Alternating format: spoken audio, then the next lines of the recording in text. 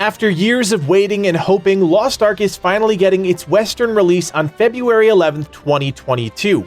But before we dive in at launch, there's a few things you need to know. Hey there friends, it's Codiak here, welcome to Legacy Gaming. Today, I'm sharing 9 key things you need to know about Lost Ark before you play.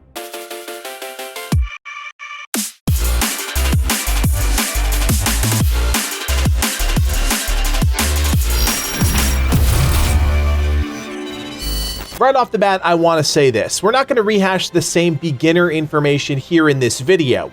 If you want to know more about classes and the general systems within the game, go check out our Ultimate Preview video. It's filled with 30+ minutes of information about Lost Ark that will help players get an understanding of the foundation of the game.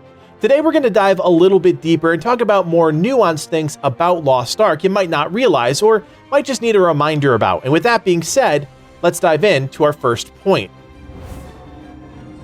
If you're coming from a traditional MMO, you might be confused about the way classes work within the game.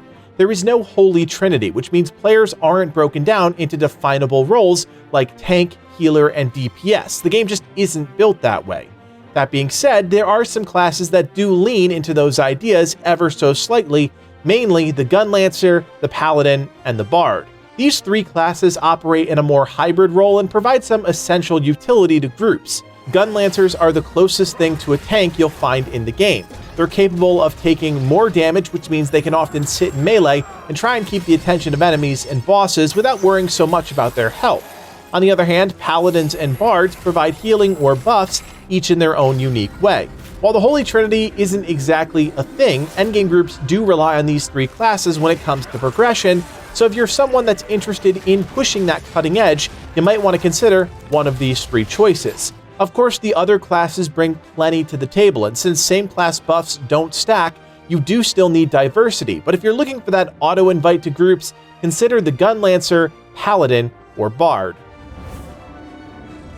One thing people always want to know about MMOs is how long will it take me to reach the endgame? And while the destination is not always more important than the journey, I'll be honest with you guys, it's not terribly long. You can reach level cap, which will be 50 at launch in the NAEU, in around 20 to 25 hours. Of course, that's going to fluctuate a bit either way, depending on how you approach the leveling process.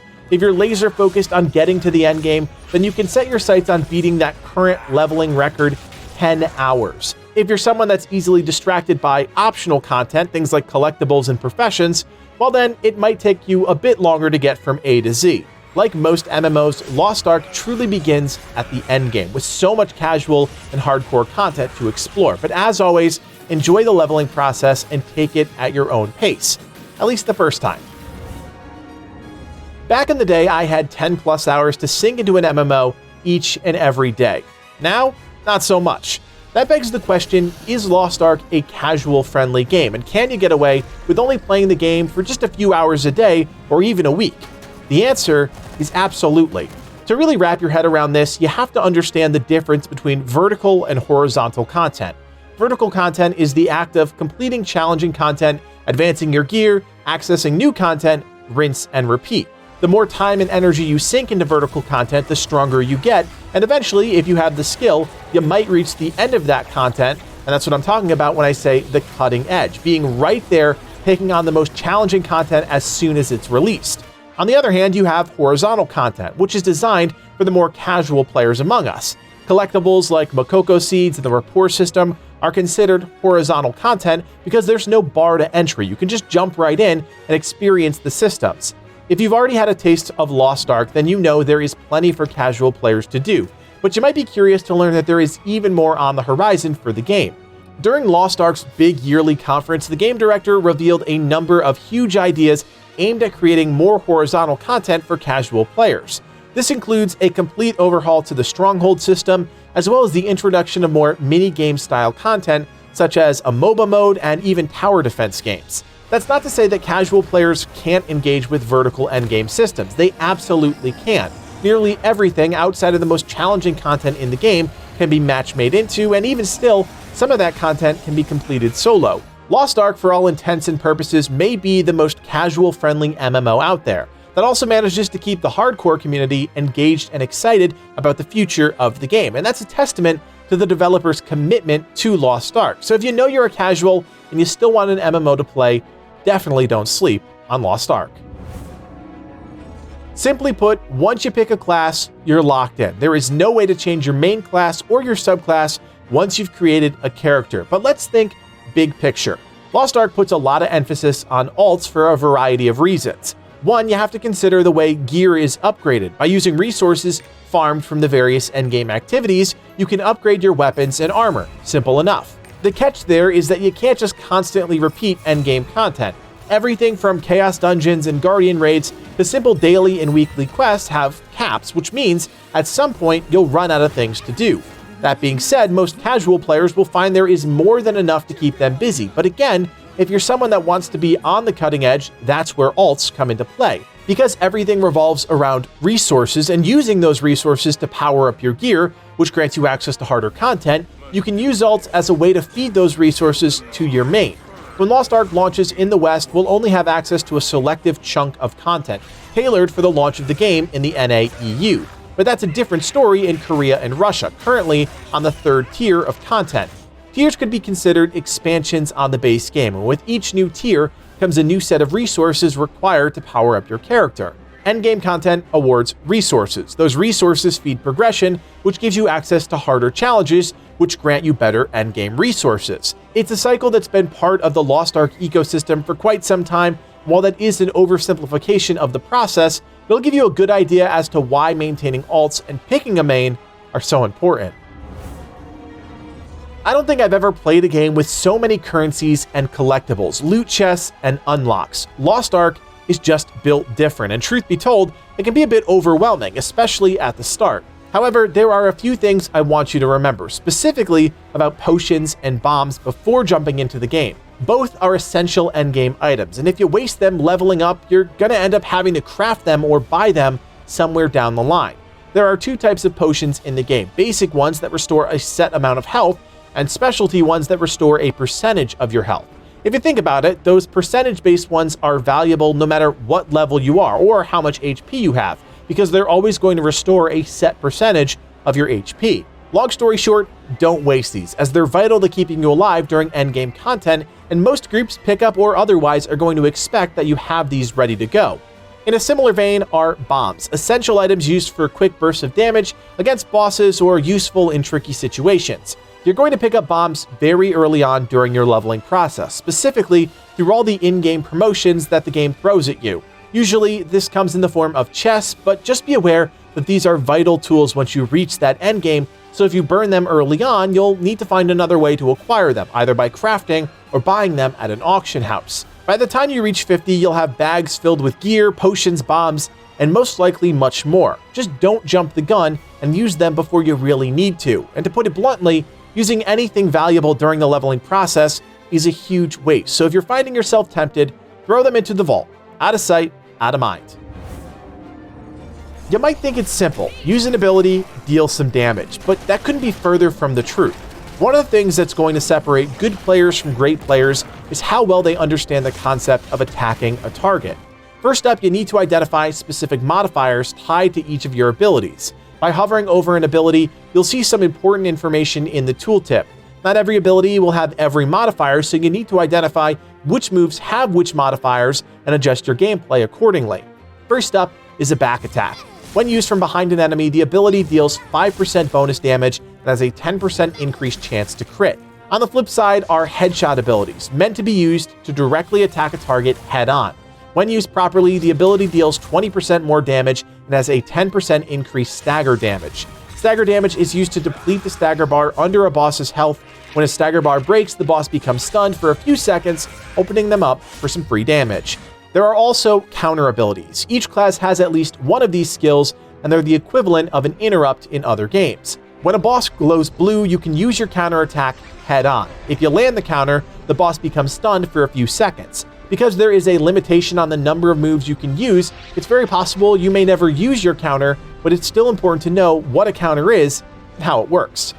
Finally, you'll notice that some moves have a destruction property. These are used to break shields that some bosses apply, which prevent them from taking damage or significantly reduce the damage that they take. When a shield is active, you need to use a destruction ability or a bomb with a destruction property. Good thing you save those, right? This will shatter the shield, giving you access to the stagger bar and allow you to damage the boss as you would normally. These 4 principles make up the foundation for advanced combat in Lost Ark, and mastering them will put you well on your way to dealing more damage and being more effective in combat. For a free-to-play game, Lost Ark gives you many of the tools you need to be successful without having to pay a dime. One of those is the ability to switch between combat skill loadouts. Most veterans of the game recommend 2 builds, one for mobbing and one for bosses. Mobbing builds focus on dealing damage to many small minions, using tripods that enhance an ability's AoE effectiveness. These are important when doing things like Chaos Dungeons, the Tower of Shadow, and the Cube. Bossing builds focus on dealing damage to a singular target, something you'll experience during Guardian raids or Legion raids, any sort of content where your focus is on one enemy. Having both builds are essential to your success as a player, and while a universal build may be more convenient, with so much build flexibility, you're quite literally shooting yourself in the foot relying on one singular build to get the job done in both scenarios. Switching skill sets is as simple as opening the skill menu and clicking on the numbered buttons at the top. You get 2 by default, but can purchase more through the in-game store if that's something you want. Lost Ark features an interesting dual leveling system. On one hand, you have your character that you level up through questing and killing enemies, the traditional experience. On the other hand, you have an account leveling system called the Legacy system in the Russian version of the game. This is an account-wide leveling experience that nets all of your characters' improvements across the board. There's no real trick to leveling this up. You just play the game, do quests, and engage with everything and anything. But the real secret is making sure you activate your perks. I'm a big fan of the sticky note method, hanging something from my monitor that I need to remember. This is definitely one of those systems. Each time you level up your account, you'll have to unlock a new bonus in that account menu. Just navigate to it down here, enter the menu, and click to unlock the perks you're eligible for. Be aware there are multiple tabs up top, so be sure to double back and check out perks for levels you might have missed if you forgot completely about this system. Once you reach 50, you might think you have the world at your beck and call, but that couldn't be further from the truth. 50 is where the game starts, and one of the sneaky things Lost Ark does is hide additional skill points all around the world for you to collect. This is essential, as those skill points are going to be critical for rounding out the perfect build before you really dive into the harder endgame content. We'll be putting together a video on the channel around launch time that breaks down where to find all these additional skill points, but for now, realize this. You can't reach your full potential until you unlock all of these additional skill points. Even if you're a more casual player, this is going to be something that you'll want to do, and it's pretty accessible. Most of the skill potions are obtained by engaging with the collectible systems in Lost Ark, like Giant Hearts and Rapport. There are others that can be obtained by completing things like the Tower of Shadow, but even still, that's not super far out of reach, even for the most casual players. Let me speak to you guys plainly. There's a reason we started covering Lost Ark here on the channel, because after checking out the beta and playing extensively on the Russian servers, we realized this game is special. You may see it as another free-to-play Korean MMO, but the truth is, there is way more than meets the eye with Lost Ark. As I've said in other videos, you have nothing to lose by checking it out. It's a free game that doesn't require you to pay a dime to enjoy it. And with so many incredible systems to explore, I have no doubt it'll easily win over a huge crowd here in the West. Lost Ark launches on February 11th, and if you want to jump in day one with a guild full of passionate fans of the game, I invite you to join us on Discord. Our numbers are steadily growing, with over 100 members excited to play. You'll hit the ground running with a community that's ready to help you group up and take on Arkesia together. To join our Lost Ark guild, check out the link to our Discord below and assign yourself the Lost Ark role. If this is a game you're excited about and you want to follow along with our adventures in Arkesia, do me a solid and hit that thumbs up and subscribe. We've already dropped a number of big videos about the game, but the real fun begins once launch happens. So stay locked in for more Lost Ark content in your feed. Finally, if you like everything we're doing here at Legacy Gaming and you want to help us make this a full-time gig, you can support us by becoming a member. For just $1 or $2, you can make a real difference and help take our channel to that next level. Check out the join button below to learn more. My name is Codiak, and from everyone here at Legacy Gaming, thanks for watching, and play on.